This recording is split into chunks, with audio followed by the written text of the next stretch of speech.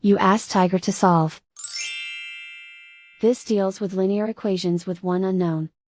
The final result is s equals -5. Let's solve it step by step. Isolate the s. Divide both sides by -7. Cancel out the negatives. Simplify the fraction. Move the negative sign from the denominator to the numerator. Find the greatest common factor of the numerator and denominator. Factor out and cancel the greatest common factor. And so the final result is s equals -5.